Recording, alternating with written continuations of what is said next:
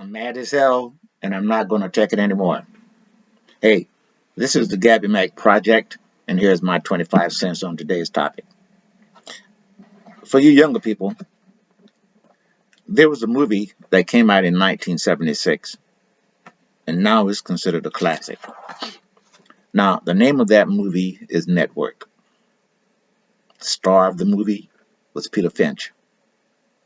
In the movie, Finch played the role of a veteran TV news anchorman named Howard Beale.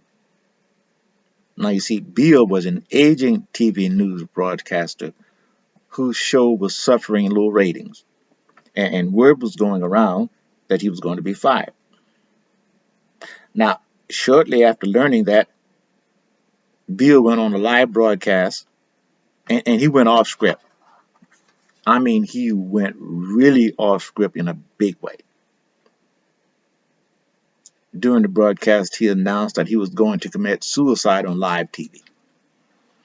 Now, in the movie, Beale went on a long rant to let out all of his frustrations with the world. But in what has become an iconic moment in the movies is when Mr. Beale says, I'm mad as hell and I'm not going to take it anymore. Beale then urges his viewers to go get out their chairs, go to the windows, stick their heads out and yell, I'm a human being. God damn it. My life has value. I'm mad as hell and I'm not going to take it anymore. Okay, fast forward 40 years later. Black men are now saying that same proclamation. We're mad as hell and we're not going to take it anymore.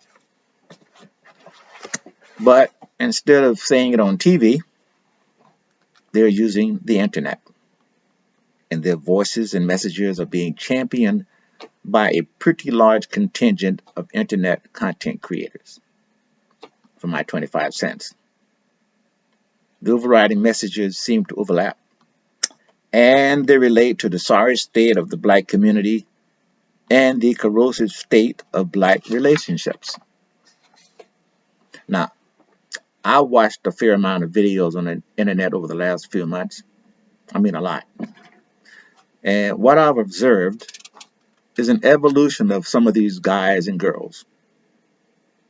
In fact, what I've noticed is that these content creators are no longer being subtle. Their voices have strengthened.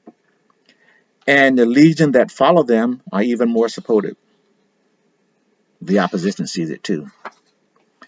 And they, the modern women fraternity, have been fighting back to maintain the status quo. These women are loud and they are vindictive. They are some nasty human beings. And they are using every tool in their toolbox to try and destroy the content creators with opposing views. They try shaming, name calling, whatever it takes to keep the men quiet. Here's my 25 cents. None of that is going to work this time. You see, the message about how to strengthen the black family and how to build better relationships has an audience. And not only with men. Some women are joining the ranks, and that's what really have the modern women terrified. I've watched some of their content creators, and I have to say they look deranged. And their arguments are not just resonating in today's environment. It just isn't. You see, the men and women who are listening to the manosphere want a different outcome because they've seen and experienced what's happened in and to the black community over the last 50 years. And to a large degree, they are dismayed and saddened. They have witnessed up close how matriarchal type family structure have been detrimental to the black community. I mean, just look at the disproportionately high rate of childbearing outside of marriage that has occurred since the mid-1960s.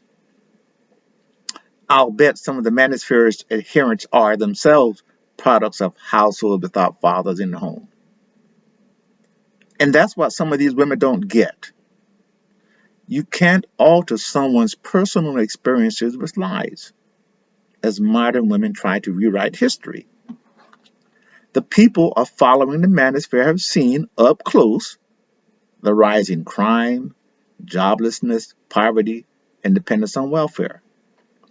Now, that dependence on welfare programs meant that women-led households replaced having a man and marrying him to marrying the government to receive a guaranteed monthly check.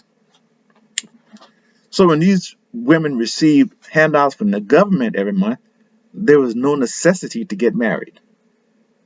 And you don't have to be a social scientist to make the point that black people are getting married less than in the past.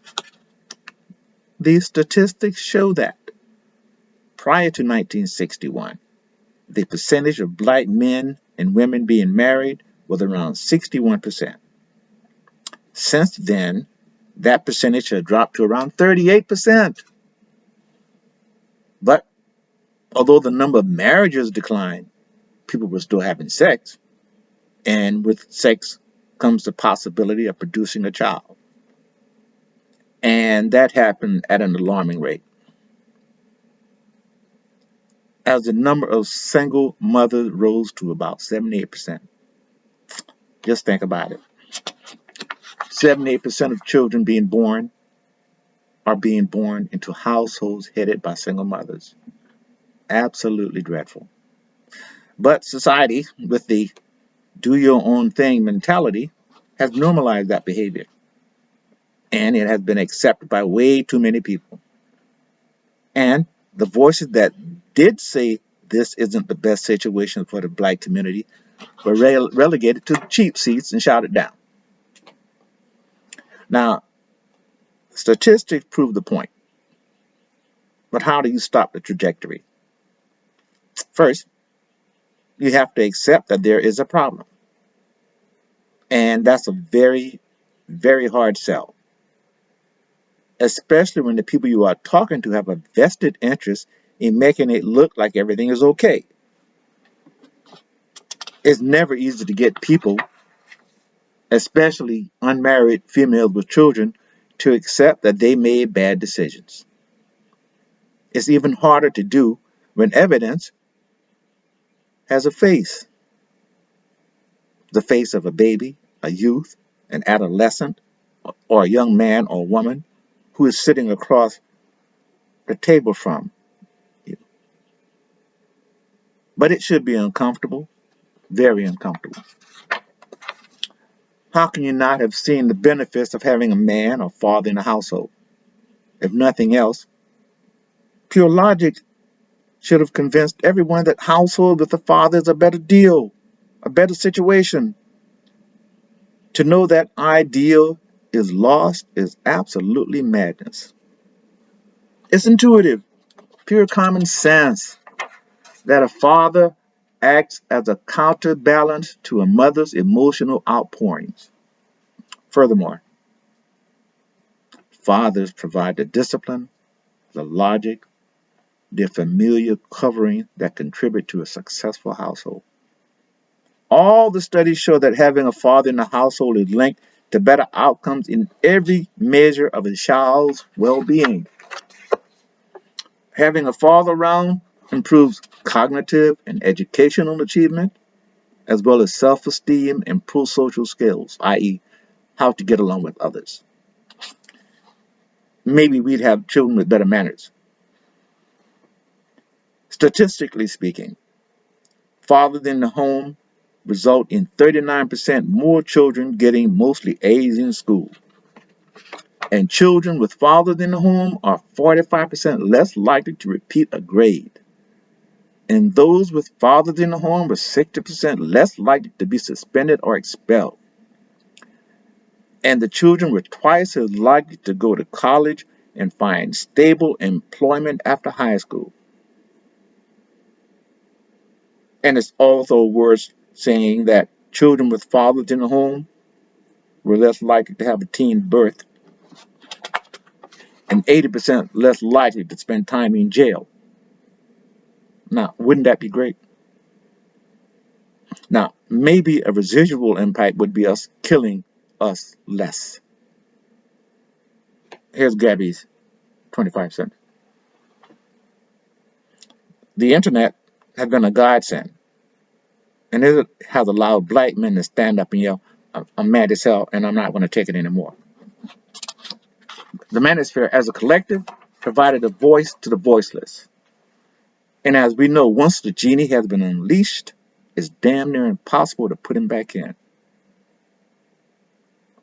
The manosphere and the content creators who are attempting to provide solutions to correct what has happened to the black community are in a battle.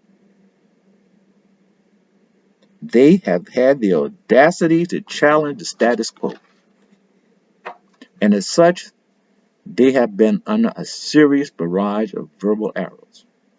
But the best part for creators like Kevin Samuels, MTR, the Poor Man's Podcast, et al., is that their attackers are inarticulate, vulgar, and loud. And when you can't make a coherent, clear counter argument, you lose. Not only are men in the manosphere holding their own, the legion of like-minded supporters seem to be growing. And to some of the content creators' credit, they are playing offense, not defense. They aren't sitting in their bunkers and taking incoming fire without responding in kind. But you can only do that if you believe in what you say. And I think they genuinely do. But what has also happened is the people I see on the internet, for the most part, are articulate and can succinctly present their cases to the masses in well thought out, understandable, and sometimes humorous ways. Their detractors, on the other hand, are for the most part inarticulate, vulgar, and very loud. I'm sure their messages will be resonate with a very small but loud group of like-minded people. But I think for the most part, the majority will sign on with the manosphere. I'm sure that content creators know their support is increasing. And when you are authentic and people start believing that you believe what you're saying, then they reward you by listening even more to your ideas and more to your solutions. What I find fascinating is it's one thing to talk to an audience of believers, but when your message starts to resonate with both sexes, its impact is exponentially strengthened. I, I've even heard a few female YouTubers join in. A shout out go to Erica Lachey and Courtney Michelle, who do great work.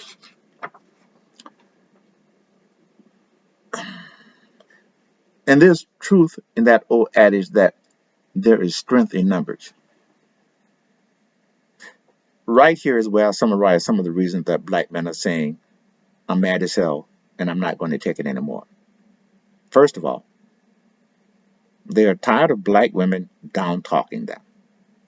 Second, they are tired of being disrespected as potential leaders. Third, they are even more pissed off that black women will use a man's child as a weapon to punish the father. But to close it out,